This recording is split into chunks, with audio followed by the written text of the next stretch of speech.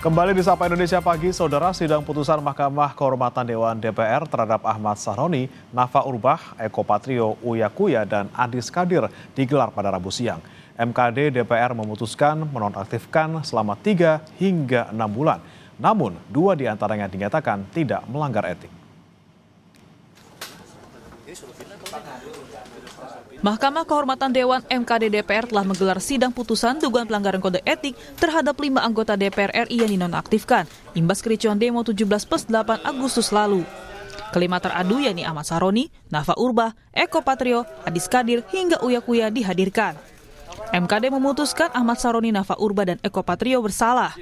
Sahroni dinonaktifkan sebagai anggota DPR selama 6 bulan untuk melanjutkan masa jabatannya di periode 2024-2029. Kemudian Nafa Urbach juga terbukti melanggar kode etik dan diberikan sanksi nonaktif selama 3 bulan. Sedangkan Eko Hendro Purnomo alias Eko Patrio dinonaktifkan dari posisi anggota DPR selama 4 bulan. Ketiganya juga dipastikan tidak mendapatkan hak keuangan berupa gaji maupun tunjangan anggota DPR selama masa penonaktifan.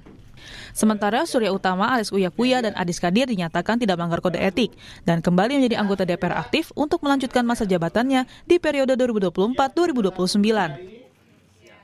Menyatakan teradu 3, Surya Utama tidak terbukti melanggar kode etik. Menyatakan teradu 3, Surya Utama diaktifkan sebagai anggota DPR RI terhitung sejak keputusan ini dibacakan. Dr.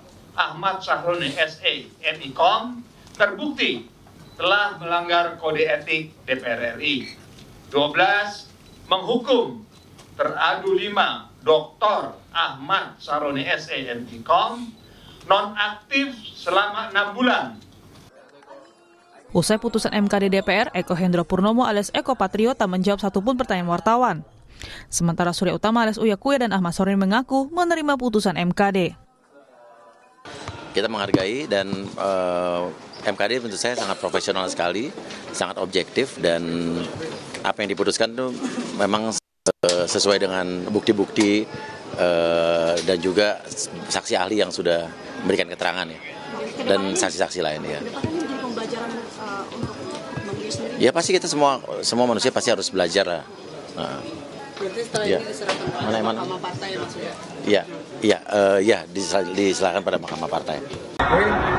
Berarti setelah 6 bulan akan menjabat aktif lagi ya? Belum tahu, makanya tunggu aja. Pak, itu kan tadi kebanyakan itu dibilang itu video bohong, dan itu hoax, itu berarti akan ada laporan ke polisi terkait video-video itu atau biasa aja Pak?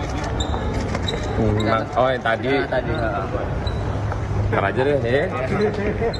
Tapi menerima ya Pak semuanya, maksudnya? Iya kan udah keputusannya diterima lah. Pengamat politik Ray Rangkuti menilai putusan yang dikeluarkan MKD DPR RI tidak akan membuat jera. Menurutnya, putusan ini hanya untuk meredam, tapi tidak dalam rangka untuk mengubah wajah DPR.